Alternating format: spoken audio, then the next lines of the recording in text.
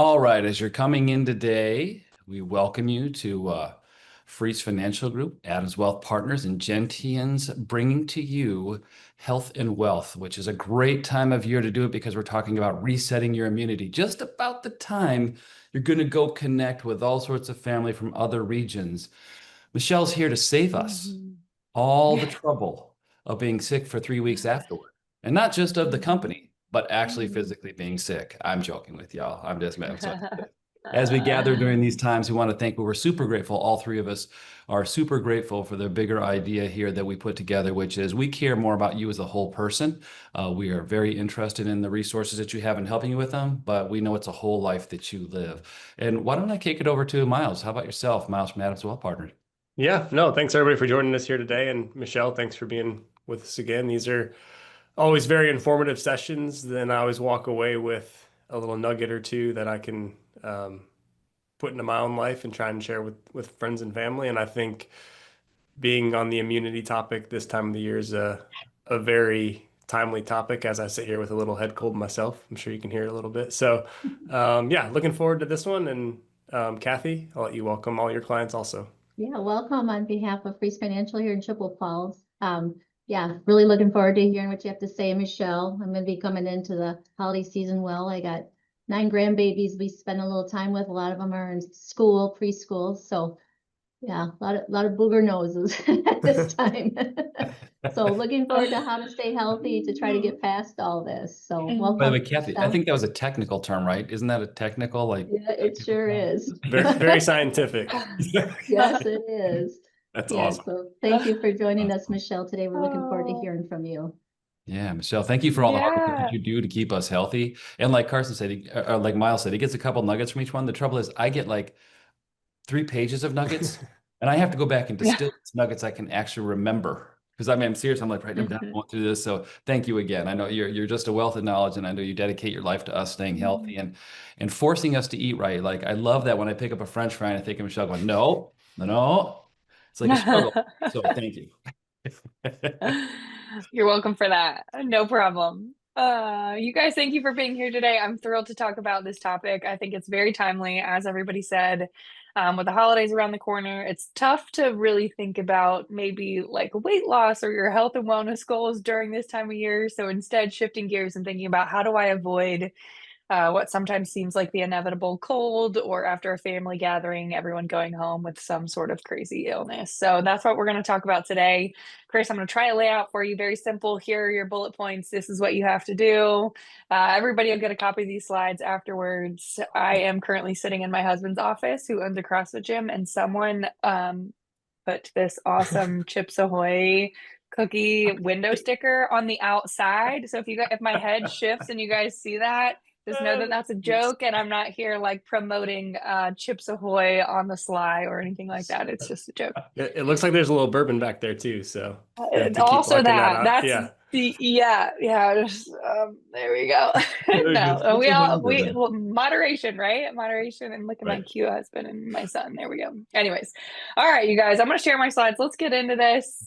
We are going to talk all about how to support your immune system over the next, call it 3 months. I love that we call it cold and flu season. But if you think about it, okay, yes, we're indoors more. Maybe we're seeing family from all over, wherever.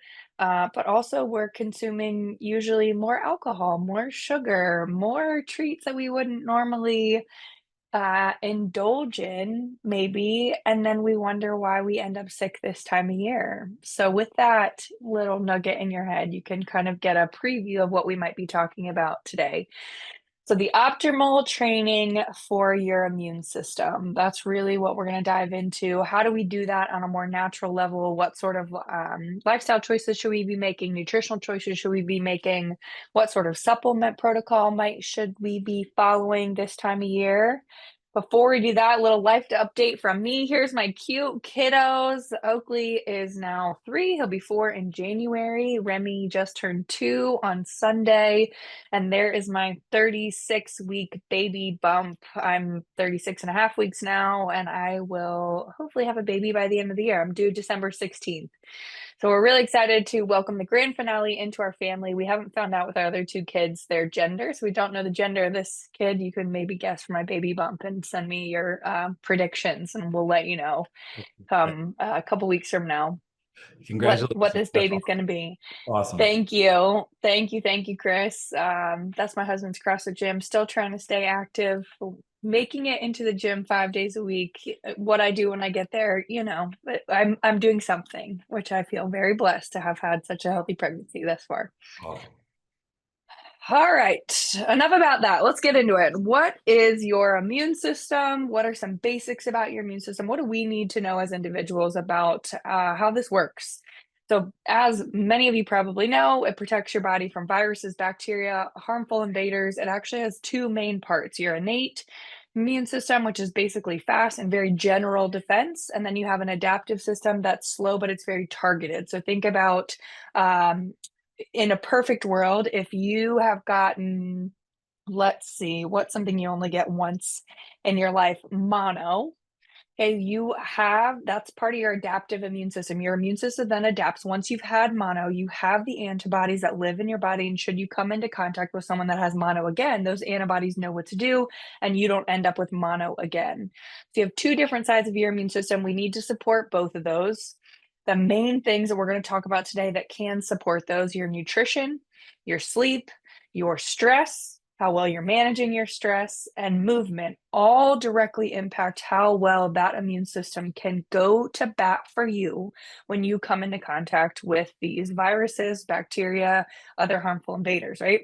Something you may not have known, but about 70% of your immune system actually is located in your gut. So we are learning more and more and more these days about how important the gut health is for basically the rest of your body to flourish. So if we don't have a healthy gut, one of the main things that we see is we tend to end up sick more often. And that's because 70% of our immune system lives in our gut. So we're going to dive deeper into that and how do we support our gut health so that we're supporting our overall immune health. How do you know if you have a strong immune system? That's a question I get often, especially this time of year. And here's how you know if maybe your immune system needs some support. Okay. So if you get sick pretty easily, it feels like every time you run into somebody with the sniffles, you end up catching what they have, your immune system needs support. If every time you get sick, it lasts for weeks, again, our immune system needs some support. You're going to be taking some notes today. If you have higher inflammation markers in your body, so this could be acknowledged through a blood test. You can get your inflammation checked, your systemic inflammation, through a blood test called CRP, C-reactive protein. And if your C-reactive protein comes back higher than 3, then you've got some systemic inflammation going on, and we got to give the immune system some love. If you haven't ever had it checked, but you struggle with fatigue, if you struggle with brain fog, joint pain, digestive issues, you likely have some systemic inflammation going on and your immune system needs some support. If you struggle with an autoimmune disease, which is becoming more common, heart disease, type 2 diabetes, allergies, asthma, IBS, inflammatory bowel disease, chronic fatigue syndrome, if you struggle with any of those, then again, if we can support the immune system, it can help support you and put some of those things into remission. And then if you have a lower overall energy, then you probably need to be, again, taking some notes today. That's just a sign that your immune system needs some love. Okay. If you don't struggle with any of these, if you find yourself that you're never sick, and even if you do get sick, it takes 10 seconds and you're over it, you don't have any brain fog or joint pain or digestive issues, you don't have any chronic conditions, and you're fully energized all the time, then you can go ahead and close your computer or we can turn the screen over to you and you guys can give us your tips. Okay. I feel like something on here we can all relate to a little bit, right? Even myself. So what are those foundational tips for supporting our immune system? We're going to start with the food component. Okay. Food plays a huge role when it comes to making sure our immune system is healthy. If we are eating a diet that's high in processed food, so high in sugar, high in bread, pasta, cookies, crackers, chips, think about back to that presentation. If you guys have been with us a long time, many years ago, I think at this point, we gave a presentation titled The Power of the Fork. And we talked all about every time we eat, we have the opportunity to steer our body towards disease or steer our body towards health. And what gets us in that direction towards disease is if we are spending the majority of our money at the grocery store in the aisles When you come home from the grocery store, when you're putting your groceries away, are the majority of your groceries going in the fridge or are they going in the pantry? If they're going in the pantry, we really, really, really need to revamp that grocery list, not only for your immune health, but for your overall health and well-being. Okay, the majority of our groceries should be going in the fridge. The majority of our money should be spent around the outside of the grocery store. Those are where the whole real foods are, the nutrient dense foods. Remember, our bodies are biologically designed for many reasons to eat foods that come from the earth. Fruits, vegetables, nuts, seeds, eggs, meat, beans, oats, lentils, fruit, fish, and that's about it. If we can be reaching for those foods 80% of the time, we're going to set ourselves up for success. Nutrition is one of the main foundational components for overall health, and we need to rethink the way that we think about food. Food is fuel for our body, which is a fancy sports car. And if we want this fancy sports car to perform to its utmost ability, we need that premium fuel. So again, whole nutrient-dense foods. We need to be eating enough protein every day. Protein plays a huge role in your immune system. We'll dive deeper into that in a couple slides. And then we have to stay well hydrated, especially this time of year where it gets colder. It seems harder to drink enough water. We have to be very, very intentional about that. Okay. Let's look at this. Some foods that we can reach for that support our immune system in many different ways. We're talking about very specific foods. All of these, you'll notice, are whole, real foods, right? That's the major priority. And then if we want to get a little bit deeper, a little bit more into the nitty gritty, citrus fruits, they're full of vitamin C. Broccoli and red bell peppers specifically have antioxidants in it, which support your immune system. Antioxidants also they neutralize what we call free radicals. So free radicals are these little misshaped cells that roam around your body looking to cause harm. They could end up leading to something like cancer if they have the ability to divide and divide and divide. But if we are consuming enough antioxidants, they go take care of these free radicals. They neutralize them. They kill them. So if we are eating a diet that's high in antioxidants, these free radicals don't become a problem down the road. Garlic and onions, they have antimicrobial properties, which is pretty cool. So I don't know if you've ever heard, like if you're struggling with some sort of head cold and you've been advised to eat garlic. That's why. You can eat a whole clove of garlic. You can take garlic in supplement form. You can eat a teaspoon of minced garlic. I know that sounds really gross, but it does have these antimicrobial properties. I don't know if you've ever seen with kids, if a little one is sick, you take garlic and you can basically wrap it to the bottom of their feet and help that garlic absorb into their body.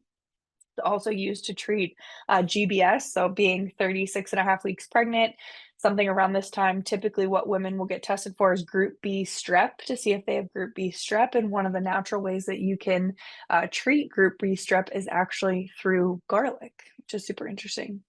Ginger and turmeric, anti-inflammatory support. So maybe you've heard of taking turmeric as a supplement to help lower inflammation in the body, help with joint pain, but also really supports your immune system. Eating more of it, you can drink it in the form of a tea. You can take it in supplement form if you really don't like things that are ginger or turmeric flavored. And then lastly, dark green leafy vegetables and berries contain these really awesome phytonutrients, which are basically, if you think about macronutrients, and then we have these micronutrients. Phytonutrients fall underneath there, just really important nutrients that our bodies need for overall health and well-being. Okay. Again, you're going to get a copy of these slides, but if you guys want to take pictures of them so you can implement some of this stuff, please feel free. All right, let's talk about the link between our gut health and our immune system. So I said that 70% of your immunity lives in your gut. What in the world does that even mean? And how does that play a role in whether or not we get sick often? So maybe you've heard the term leaky gut, and I want to dive a little bit deeper into what that is. So if you guys look at that diagram on the bottom right-hand corner of your screen, the left side of that diagram, that's the inside of a healthy small intestine. Your small intestine is one cell layer thick. The outside, the wall of your small intestine is one cell layer thick. You can imagine that's pretty thin, right? That's very, very thin. And directly on the other side of that one cell is your bloodstream.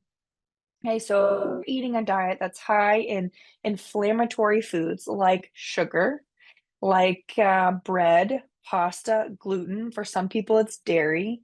What happens is that we start to get these little holes in our small intestine. Okay, little small holes in our small intestine.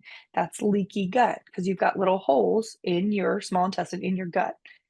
So now your body's working hard to break down these foods, and when they get to your small intestine, your immune system, let me back up for a second, your digestive system is supposed to be a closed track. So think about this example. If you swallow a marble, that marble is supposed to go in your mouth, down your esophagus, into your stomach, small intestine, large intestine, colon, out into the toilet, right? It shouldn't pop out the side of your stomach. It shouldn't pop out of your small intestine. That's a closed track from top to bottom, closed track, right? And then your body's supposed to pull out the nutrients that it wants. When you get these little holes in your small intestine, they're certainly not big enough for a marble to fit through. And if they are, then we've got a whole nother slew of issues.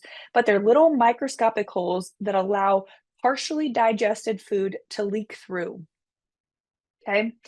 So let's say you have some Cheez-Its. Again, you chew them up down your esophagus, into your stomach digests them a bit, into your small intestine they go, and you've got leaky gut. So you've got these little holes. So now you've got partially digested Cheez-Its that are going to leak out right into your bloodstream on the other side of your small intestine. They're going to get picked up by the bloodstream and circulated around the body. And your Cheez-Its aren't supposed to be in your blood. So your body recognizes that as a foreign invader and starts to attack itself. Your body thinks that there's a virus or something that's being circulated in your blood, something foreign, and we've got to go to work and we've got to defend this body. And so your immune system goes on overdrive. And if you think about an autoimmune disease, auto meaning self, immune system meaning your immune system is attacking yourself. A lot of those autoimmune systems or autoimmune diseases start with the gut. So if we can make sure that we have a healthy gut, then we don't have this immune system that's in overdrive, that's being asked to work for us all the time, that's putting us at risk of being more sick because our immune system is compromised because it's having to work so hard. Then we have less likely of a chance of getting sick, right? If our gut health and if our small intestine wall is fully intact. How do we do this? We can do this through probiotic foods. Those are fermented foods, yogurt, kefir, sauerkraut, to name a few. I like kombucha as well. You can take a good probiotic. I'm happy to recommend one. Prebiotic foods. Prebiotic foods, think about those as food for the probiotics. Probiotics are just a bunch of bacteria that live in your gut. You need a diverse amount of bacteria. You can't just have one overgrowth of a specific type of bacteria in your gut. That's a whole nother issue. You need lots of different types of good bacteria in the gut, and we have to feed those somehow. Those are called prebiotics, and prebiotic foods are bananas, oats, onions, just to name a few. Flax seeds are another one. You can take a prebiotic, and then making sure that we're getting enough fiber also helps feed this good bacteria. I think the recommendation of fiber daily is 25 grams, but if you follow anybody in the functional medicine world, they set the bar higher. They say that we need 50 grams of fiber every day. For most Americans, we're not even reaching that 25-gram mark. Where do you find fiber? The most fibrous dense food on the planet is actually chia seeds. Okay, so if you want to put a tablespoon of chia seeds in your water, that's what my sister does. And then you just, drink your water, suck it down, and you don't even realize they're there. You can do that. You can sprinkle them on a salad. You can put them in your yogurt. You can put them on your eggs. You can sneak them in. They don't taste like anything. Put them in a smoothie. That's a wonderful way to get tons of fiber. Additionally, dark green leafy vegetables, berries, strawberries, raspberries, blackberries, blueberries, all high in fiber. Broccoli, cauliflower, those green veggies, they're going to be high in fiber. And the goal being 50 grams of fiber every day. Okay, that's your homework. Let's keep going. Protein. I said we were going to circle back around to this. This is absolutely imperative for supporting your immune system. Okay, the reason being is that protein is essential for building and repairing every cell in your body. Okay, this includes the components of your immune system. Okay, the main component of your immune system are your little antibodies built from amino acids. So antibodies, think about those as the little soldiers that go to bat for you when you come into contact with some germs. Okay, so we need these and we need them to be strong. And they are made entirely, again, from what we call amino acids. And amino acids come from protein. So most Americans, again, similar to fiber, we are under eating when it comes to the amount of protein we need every day. We typically overdo it on the carbs, overdo it on the not so healthy fats, and then we under eat when it comes to healthy fat and good quality protein sources. How much protein do we need? We need between 0.5 at a very minimum and 0.8 grams of protein per pound of ideal body weight. Okay, so let's say an ideal weight for you, a really good healthy weight for you is 200 pounds. You take 200 multiplied by 0.5, that's 100. So it would be on a very bare minimum, you need 100 grams of protein every day.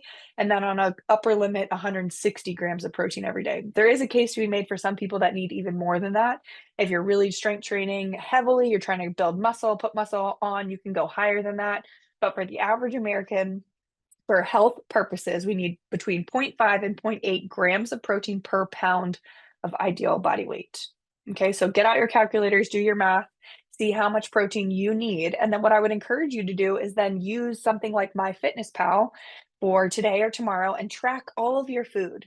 And look at those two things. Look at how much fiber you're consuming and look at how much protein you're consuming.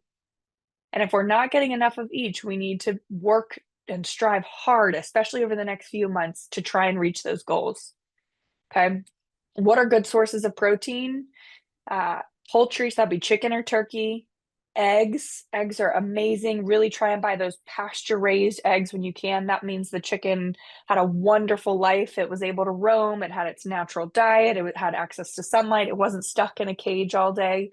Fed corn and soy to be as fat as possible, as quickly as possible. You can notice the nutrient difference in like the 96-cent eggs and the pasture raised eggs. If you were to crack one and the other in a pan, the 96-cent eggs are going to be like a pale yellow. The shell is going to be very thin. It's going to crack before you even get it to the pan. Pasture raised eggs are going to be a lot harder of a shell, and it's going to be more of a brilliant orange. Okay, so that's literally a visual representation of the nutrient difference. All right. Additionally, we've got fish. Specifically, wild caught fish is higher in omega-3s compared to farm raised fish. That helps regulate inflammation, helps keep that inflammation low. Legumes, so that would be any kind of bean or lentil, higher in fiber. It's a good source of plant protein that supports your gut health. Grass-fed ground beef. Remember, red meat, we demonized red meat. We've some people demonize the whole meat industry, and I think it's way more nuanced than that. We can't just say that all meat is bad. We really have to think about, you guys have heard me say this before, not just you are what you eat, but you are what you eat eats. What was the life like of the animal that you are consuming? Okay, so think about a cow that's raised in a feedlot, fed corn and soy its whole life, not able to exercise, no access to sunlight, antibiotics because it's in such tight quarters. Then it goes off to the slaughterhouse and ends up on your plate. Versus the cow that's able to roam in a pasture, natural diet of grass, access to sunlight, exercise, takes a little bit longer to get to a weight where it's allowed to go to the slaughterhouse, but then that meat ends up on your plate. There is a measurable nutrient difference in those two pieces of meat. So I have to be very specific when I say ground beef or any sort of beef. We want grass-fed, pasture-raised. That's what the life of that animal should be like. And we should want that for our animals, right? Not raised in confinement and fed its unnatural diet to be as fat as possible, as quickly as possible. That's horrible. And then we've got nuts and seeds, a wonderful source of protein, zinc. Zinc is wonderful for your immune system, which we'll learn about when we get to the supplement page, vitamin E, and healthy fats. Okay. 0.5 to 0.8 grams per pound of ideal body weight. So Michelle, as I add those up, I'm a pretty tall guy, I've got 220, 230 pounds. When I'm looking at how much I should use or how much I should have in total, it seems like it's going to be hard for me to eat that much calories and stay within the regular calorie, recommended calorie outlay for a day. Is it because I'm taller and I'm 6'6"? Relative, Yeah. I got to eat like just of that. I think it was 805 to 1288 calories a day just in protein. Yeah, that's right. Okay, good. I just want to make sure because I'm gonna. Yeah, it's a lot of protein. Okay. It is about between 25 and 35% of your calories should come from protein every day. Yeah. And then from a carb standpoint, somewhere around 25, and the rest should be healthy fat. Okay. Awesome. Yeah. Thank you. Yeah, sure. All right, let's keep it moving. All right, supplements to support your immune system. Before I even get into this, I want you guys to look at that little star down the bottom left-hand corner. Food and lifestyle come first, and then supplements fill in the gaps. The analogy I like to give is that supplements, we rely on them, some of us, as if we are mowing the lawn while our house is on fire. Okay? So if you are just taking supplements, eating McDonald's, eating a bunch of sugar, overdoing it on the caffeine, drinking alcohol every night, and you think that your vitamin D is going to save you, it's not. Okay? So we've got to get the lifestyle in check. We got to get the food in check, and then supplements simply fill in the gap. Okay? Supplements that are specific for immune system support, vitamin D. About 70% of the population has insufficient or true vitamin D deficiency, insufficient levels of vitamin D or vitamin D deficiency. If you've ever had your vitamin D checked, ideally it's above 50. Okay. Above 50 is the goal. The reference range will say if you're above 30, you're fine. But what we're learning is that really we should set that bar higher. It should be above 50. Okay. So I like the vitamin D from Thorne. It's vitamin D with K2. It's a liquid. I put it on my kids' food, 2 drops every morning. You need to take it with food. For myself, I do 3 drops every morning. It would be 3,000 IUs. That's how you measure vitamin D. And that's what we like to do. Zinc is another wonderful supplement to support your immune system. But if you didn't know this, your body actually has a really hard time absorbing zinc. So it needs something called an ionophore to help it get into the cells. And what's an ionophore? What supplement could we take that's an ionophore that helps it transport into the cells? It's called quercetin. You can see it right there, Quercetin. They work together. So if you're taking zinc without quercetin, your body is wasting a lot of that zinc because it has a very difficult time absorbing it. So we take those in conjunction with one another. Quercetin is also an awesome supplement for anybody who has seasonal allergies. I would highly recommend that. Vitamin C, high dose vitamin C supports the immune system. I think we all are aware of that. Omega-3s, they help decrease that inflammation in the body. That's how they come to the rescue of your immune system. Fish oil. If you have high triglycerides, I would recommend a specific type of fish oil called Mega-10. And you can buy that from this company right here called Metagenics. And that specifically is trying to help you lower your triglycerides. Triglycerides, even though they're a marker of fat in the blood and they're part of our cholesterol panel, they're typically driven up by too much sugar and too many processed carbohydrates. Okay, so we want to work to decrease the amount of sugar we're consuming, decrease our processed carb intake, and then maybe we can consider that Mega-10 supplement from Metagenics to help lower our triglycerides. Elderberry or elderberry syrup can be a wonderful natural support to your immune system. Some people ask me, do I only take these when I'm sick or am I supposed to be taking them all winter? For our family, we take these all winter. We kind of do it on the proactive side of things versus, oh, I'm starting to feel sick or I was around someone that was sick and then start the protocol, which you can do. That's fine too. But we like to try and stay on top of things, and we are all taking these through the winter months. My kids, for the omega-3s, we have a liquid fish oil for them. Okay. Remember that the supplement industry is the wild, wild west. So there's no governing body that's regulating our supplements. So we want to make sure that we're buying supplements from what we call a third-party batch tested company. That just means that they send their products off to a third-party lab to be checked to make sure this is 250 milligrams of magnesium or whatever it is they claim to be selling. Some of the top companies out there, Pure Encapsulations, Metagenics, Thorne, and Designs for Health. There's a wonderful platform called Fullscript. You have to have a provider to set you up an account, but it's basically a platform where you can buy all top quality supplements. My sister and I have an account. She's a nurse, so she is the provider, and she can set you guys up an account where we can pass along our discount to you.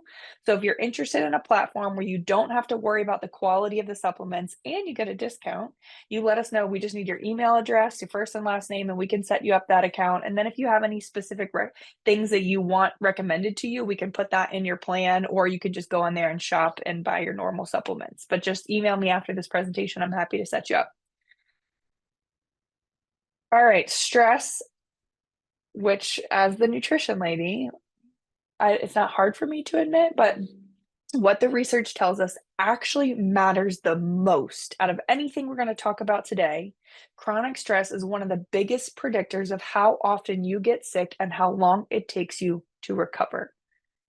For some of us, that's tough to hear because we do a good job. We got our nutrition on point. We've got our protein intake. We're drinking our water. We're going to the gym. but we have this chronic stress. We don't really know how to deal with it, and it's kind of on the back burner, but that's one of the biggest predictors of illness. When you are constantly stressed and you have your, what we call your sympathetic nervous system always activated, that's the fight or flight side of your nervous system. This drives up your cortisol levels. When your cortisol levels are high for a consistent amount of time, your immune cells weaken. Your whole immune system becomes compromised. So therefore, it becomes harder for you to fight off anything. And some people can look back to a really stressful season in their life. Maybe they had a stressful year or stressful few months, and they can pair that with, oh my gosh, I was so sick during that time. I just felt like I caught everything around me. And that's because your immune system really does rely on your body to be not in this fight or flight state all the time. We want to find ways to activate the other side of our immune system, which is called your parasympathetic nervous system. Think about a parachute brings you down. Okay, so you've got the fight or flight side, the sympathetic side, the go, go, go American schedule. We tend to live there, but that's really detrimental when it comes to how well we can fight off these invaders. So we have to prioritize this idea of stimulating our parasympathetic nervous system. Okay, so that's where your immune system becomes the strongest. It helps you improve your sleep. The busy brain that we all end up with, whether we can't fall asleep because the brain's going, or we wake up at 2 o'clock in the morning and then our brain gets going, then we can't go back to sleep, comes from stress, comes from that cortisol being too high. If we spend more time stimulating our parasympathetic nervous system, we can decrease that systemic inflammation, and therefore we boost our resilience to illness. Here are a few ways that we can do that. The power of the breath. We've talked about this in the past. Breath work is something that we have on us at all times, which is so awesome, right? Whether you're sitting in a meeting you don't want to be in, you're fighting with your spouse, your kids or grandkids are screaming in the car, whatever it is where you're feeling so overwhelmed, you have your breath. Okay. And the trick here is that our exhale needs to be twice as long as our inhale. Okay, so some people say the 4-7-8 breathing, where you breathe in for 4, you hold it for 7, then you breathe out for 8. That works wonderfully. You can do that. Just 3 rounds of that will turn that parasympathetic nervous system on. For some people, that's too long and they feel like they're drowning, and then that's adding to the stress, and it's completely backwards from what we're trying to do. So if that's you, cut it all in half. Breathe in for 2, hold the breath for 3, breathe out for 4. The idea is that, and we're doing this through the nose. Okay, the idea here is that the exhale becomes twice as long as the inhale. That turns on that parasympathetic nervous system. Getting out in nature, simply going outside, being in nature, that lowers your stress hormones, lowers the cortisol. Journaling, or the process of what we call 3 good things. It helps you process the day, helps you view the world through a more positive lens. That process of 3 good things, I'll remind you, it's the idea that this is actually being studied at UNC Chapel Hill right now, up against antidepressant and anti-anxiety medication. And what it is at the end of the day, you take an expo marker and you write on your bathroom mirror 3 good things that happened to you that day. So what that's doing, it's retraining your brain to see the world through a more positive lens. Our family can tend to be negative, our social media can be negative, the news is negative, sometimes our work environment can be negative, and then we adopt that mentality, and that's the lens with which we view the world. But you can train your brain, this is very cool, you can train your brain to be more optimistic, to be someone who sees the world through a glass half full lens, but you have to practice it. So at the end of the day, you take that expo marker, you write down 3 good things that happened to you that day on your bathroom mirror, so you're committing it to memory, and then when you wake up in the morning, it's the first thing you see. That can truly help you feel more positive, help you feel less stressed, help lower the cortisol that your body tends to be producing in this world that we live in. Meditation, even just 3 minutes of meditation every day, can improve sleep quality and strengthens your stress resilience. And then lastly, connecting with family and friends. This is the season to do that. So this is a perfect time to talk about this. Positive social interactions, they boost our mood, they reduce stress, as long as we're hanging out with the right people, right? And they strengthen our immune system. How cool is that? That's been proven as well. That study of, and this is not via phone, via FaceTime, via social media. This is in-person connections with these people these positive social interactions truly do have an impact physiologically on the body, which is pretty profound, right? All right, movement. This is really important too. And when I talk about movement as it relates to the immune system, we are not talking about F45, CrossFit, Orange Theory, this high intensity interval training. That can actually be an additional stress on the body, which can therefore then weaken your immune system. So we're talking about more steady movement. We're talking about something simple like walking or cycling, getting on the rowing machine. Maybe you like to swim. Maybe you like to do yoga or deep stretching, Pilates. Some sort of low-level physical activity is very, very good for helping lower your cholesterol and can improve your immune system function versus that high intensity exercise without proper recovery. It does the opposite. It can raise your cortisol, deplete your energy reserves, and then weaken your immune system. Okay. So if you are looking this winter for an encouragement to find some movement into your day, think about your immune system, think about how you can support it, think about how much better you can feel if we just get 30 minutes. That's the goal. Most days, not every day, most days we're getting 30 minutes. It doesn't have to be straight. We can do a 10-minute walk in the morning, 10-minute walk at lunch, 10-minute walk at dinner. Boom, 30 minutes.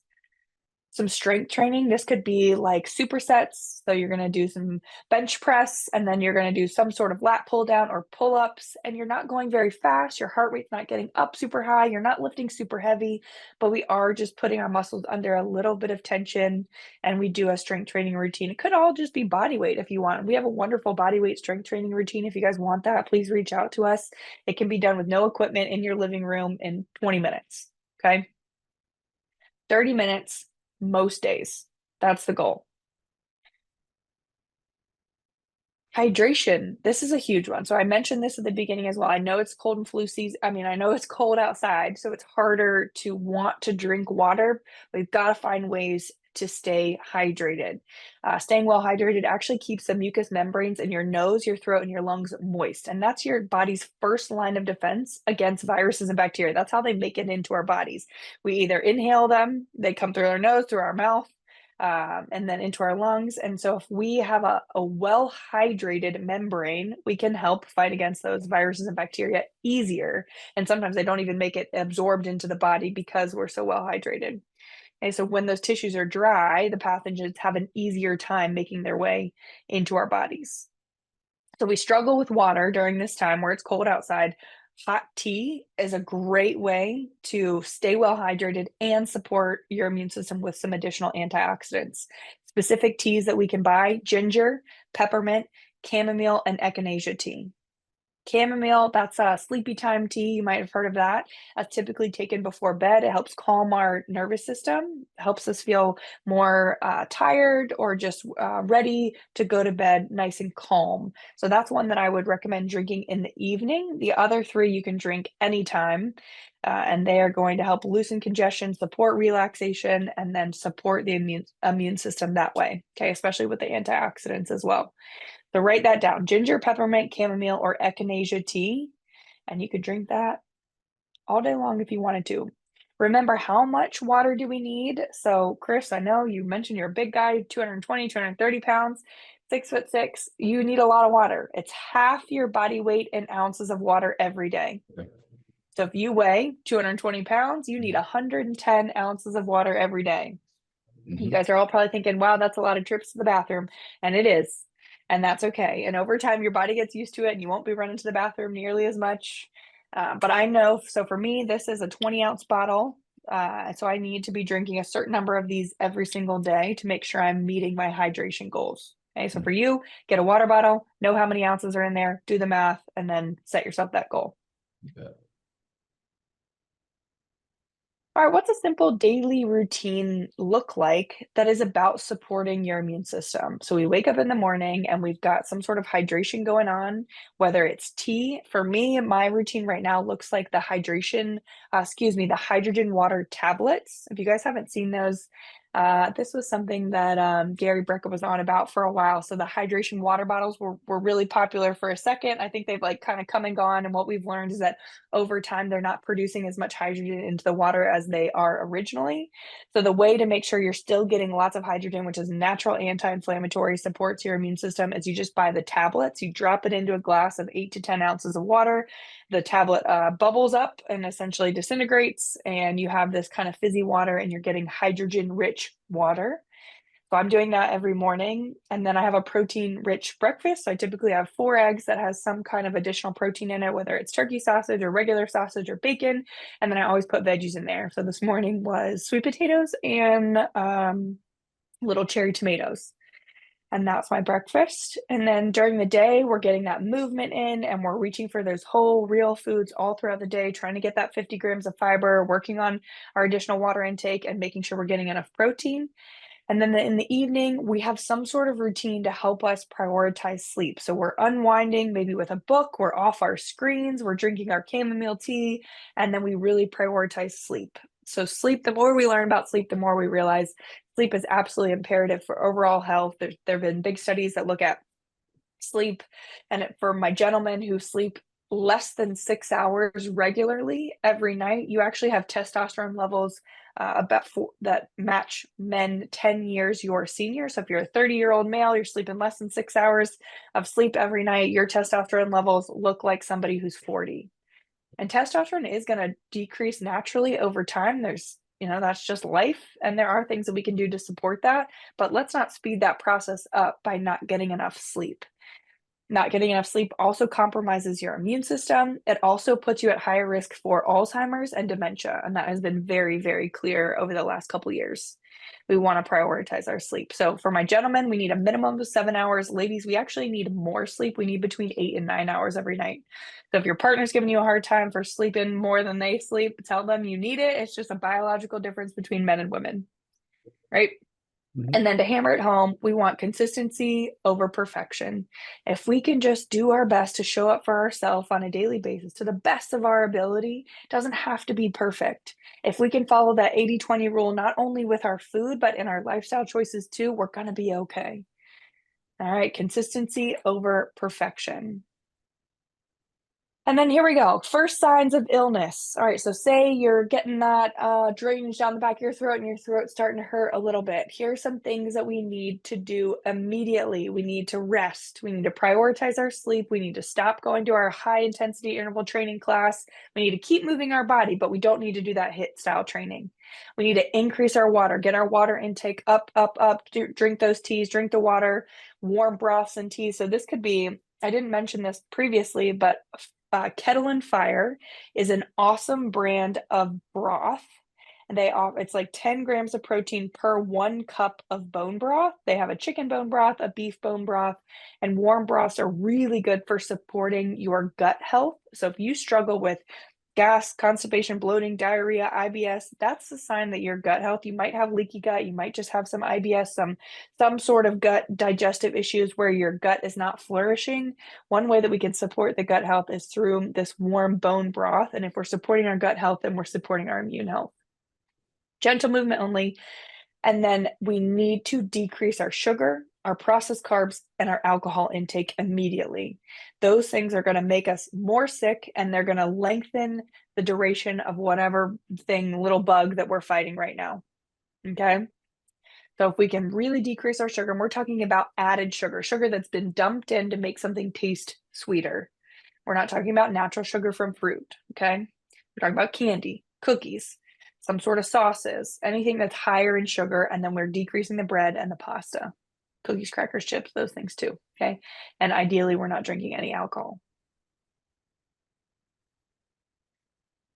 All right, so in conclusion, we're thinking about how do we support the immune system? And I know I talked specifically about kind of over the next 3 months, but we need to be thinking about this as more of a lifestyle.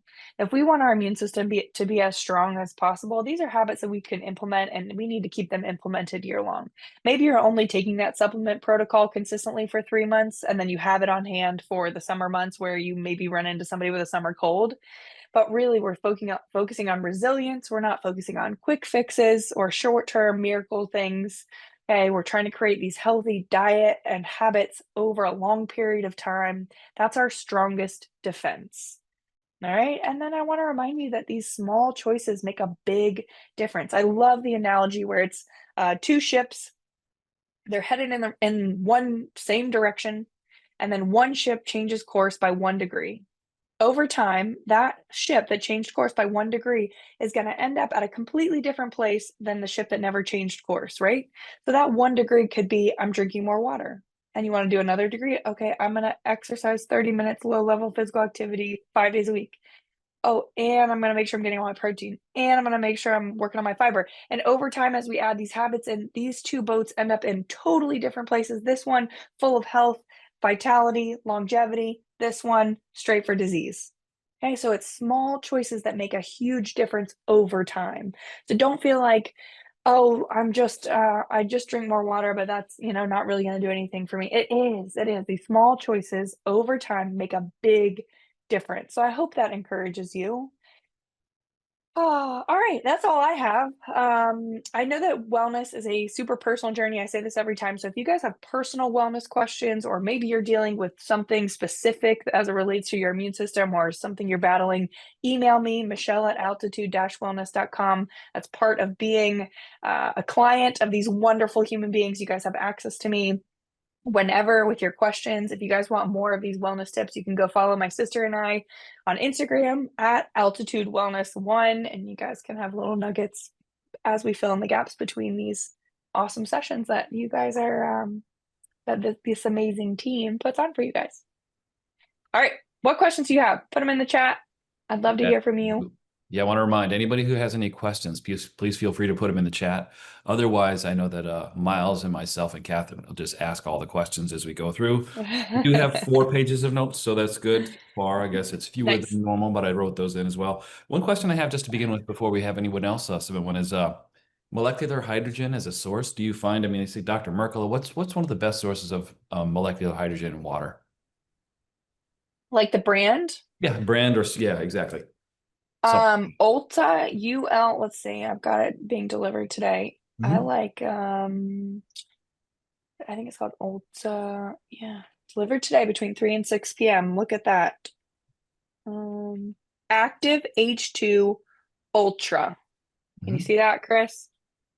It's $30 for H2. 30 Yep. supplements. This is the brand that Gary Brecka does recommend. So it's, Mhm. he says like one, if you guys don't know who he is, he's a longevity expert, brilliant guy. And he's like, this is the cheapest, best hack you could possibly do for your body. It's $1 a day, 1 tablet into your water in the morning. I would recommend that.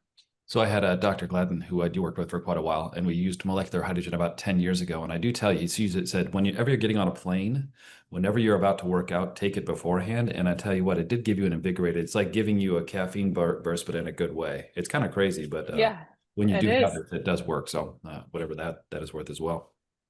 Yeah, for sure. Other questions? How about Kathy Miles, your own questions? I was gonna ask the same thing. I was interested to see what the tablets were that you were taking, so that's Yeah. perfect. Thank you. I Mhm. wrote that down. Yeah, Good sure. Doesn't information. taste like for sure. anything.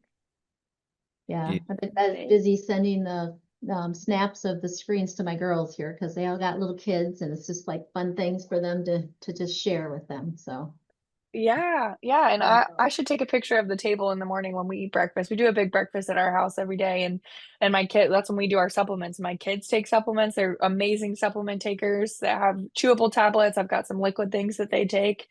Just trying to support them. People probably think that we're crazy, but really when you think about our farming practices and the way that we're stripping our soil of nutrients, supplements, like there is an argument to be made if our soil was full of the nutrients that it originally once was, we don't necessarily need supplements, or in a perfect world we wouldn't need them, but because our foods are less nutrient dense these days, there's gaps that need to be filled. We do really prioritize supplements in our household along with all the other things that we talked about today. Yeah, it's outstanding. A couple as well is the prebiotics products are great. I think one thing, stress matters tremendously. I think that's a good one for us to remember too. I love the gratitude. We have a gratitude journal here that we offer to everybody as well. So it's an everyday thing that we've been doing for many I love years. So actually, we'll send one to you as well. So we have a little gratitude journal for you. It's been something that one of my good compatriots named Lee Brower, and actually David and Tim as well. I know we've kind of shared with our teams, but that practice is massive. One more thing we've also offered, and I thought we've talked about this, is turn off the news. Turn off the news, because if you look at one of those sources, that's actually one of the things I tell people all the time. If one thing you could do to better your health, it'd be turn off the news. And the ones that have, which is most, have said my life is better because of it. So that's one more thing we could add to that gratitude. And I'd love to start with going big. I normally do for every meeting, so I didn't hear, but I'm grateful for you, for the focus and concentration you have, for both Miles and Kathy for being here as well. Because what it is you give us something that people may have known about, but it's reinforcement from a scientific, energetic professional like yourself. And it's like, yeah, you're right. You know, why did I stop taking H2? Why did I stop drinking kombucha? Well, because it wasn't in the can. I couldn't find it where I found it easily. So that great Instacart thing would be great to deliver all the healthy stuff. And when I do put in the cart bad stuff, it just doesn't deliver it. How about that? I love that. Yes, that'd be awesome. I have one question. One of our teammates here is asking about the elderberry, if there's a certain brand that you prefer or where you get it from, that sort of thing. I get it from a little farmhouse that's like a couple doors down from my house. So if you can find somebody that makes it locally, that's the best source of it. I haven't actually checked on that Full Script website to see if they have an elderberry syrup. I'm sure they have some sort of elderberry supplement. I don't know if they have a syrup. But yeah, if you have a little local farmhouse, farmer's market, that would be one of the best places to get it. Yeah. Michelle, you said something too that's super important. I've studied this for a long time, and I understand and believe it because it's been as many of the big programs that we're at. But they say, is the gut or the brain more important? They're actually finding that the CEO may be the gut sending signals first to the brain. So having a healthy gut is actually, people talk about, to be smart, I feel like brain fog. But actually, most of your health, most of your even mindset, most of your energy is actually driven from the gut. So that is massively important, I think, in your mental health, to have a healthy gut. And it's being scientifically proven, what's like roughly 90% of the communication on the vagus nerve travels from the gut to the brain, not the other way around. Well, your neurotransmitters, which are the little signals that fly around in your brain and make you feel happy, sad, whatever you're feeling, are made in your gut. And so if your gut's dysfunctional, then those signals are going to be dysfunctional. And so if we can support the gut, you're absolutely right, Chris, then we can have a better functioning brain. That's huge. So I should grow a bigger gut, and that would really help me. Is that what we're saying? That's it. That's exactly right. You got it. Love that. No, I appreciate you in that sense. Are there any further questions? A couple questions on food. As it relates to the vegetables and the fruits, frozen versus fresh. Any thoughts on that? Yeah, it's a tough one because there is a case to be made that the frozen that are flash frozen right there on site block in a lot of those nutrients versus if you buy something fresh from the produce section of a big box grocery store, we don't know how long it's been sitting there. It could be sitting there for 2 weeks.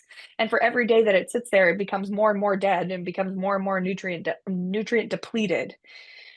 So if you go into a farmer's market and you can buy something like that, and where you're talking to the farmer, hey, these were picked yesterday, that's the best thing that you could possibly do. The most fresh is the, fresh stuff that's been recently picked.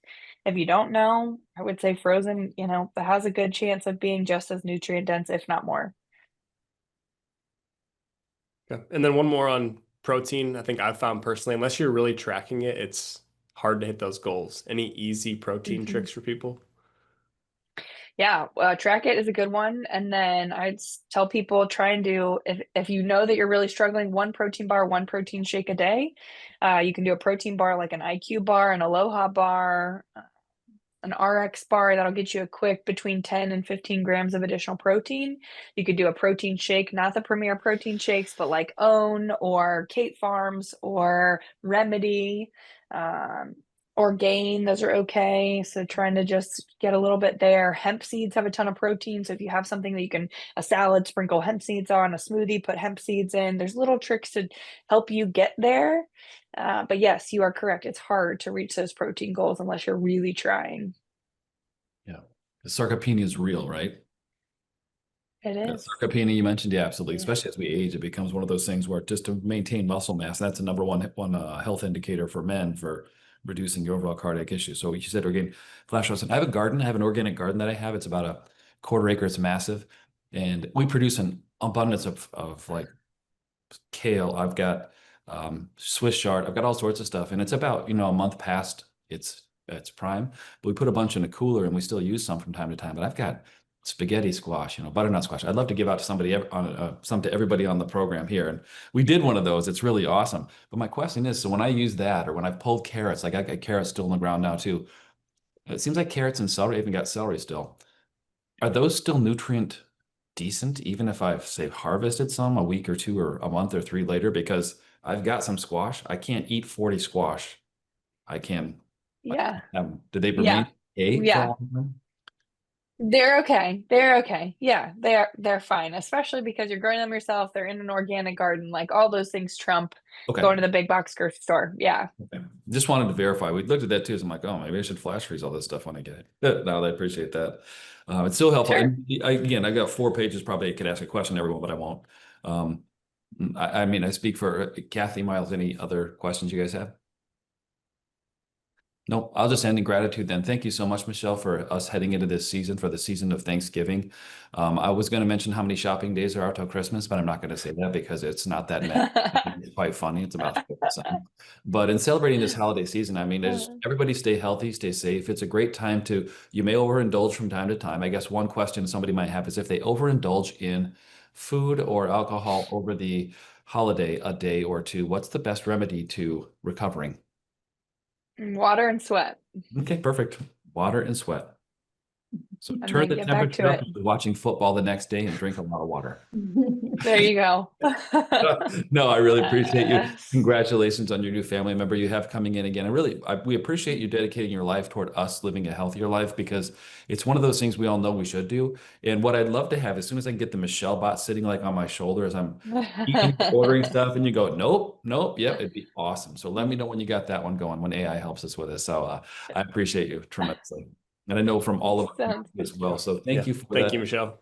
And remember, you can engage with her. So my mom as well has engaged with Michelle when she had several different questions about this, and then they can engage further. It's what she does as a living. She's fantastic at what she does. So I do encourage you. You have a direct route to her through us.